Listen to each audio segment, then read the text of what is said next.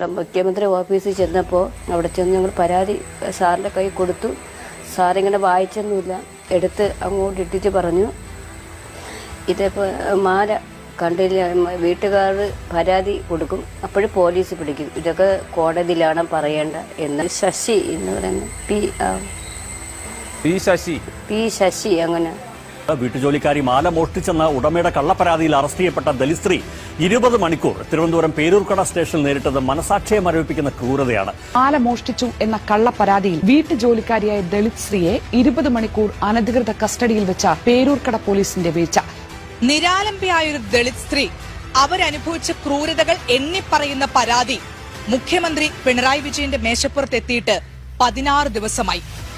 അവരോട് നീതികേട് കാട്ടിയ പോലീസുകാർ ഇതേ സ്റ്റേഷനിലെ അവരവരുടെ കസേരകളിൽ ഇപ്പോഴും അമർന്നിരിക്കുന്നു എന്നുള്ളിടത്താണ് ഈ നാടിന്റെ ദുരവസ്ഥ.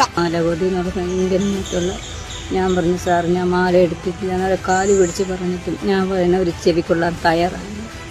ഞാൻ ചെയ്തിട്ടില്ല, ചെയ്യുന്നില്ല. ആര്യമകം മോട്ടിച്ചല്ലേ നമ്മൾ ജീവിക്കുന്നു.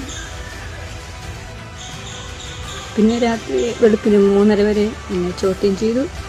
ഉറങ്ങാനൊന്നും സമ്മതിച്ചില്ല. വെള്ളം ദാഹിച്ചപ്പോൾ പറഞ്ഞു ശുചിമുറിയിൽ പോയി വെള്ളം എടുത്ത് കുടിക്കും.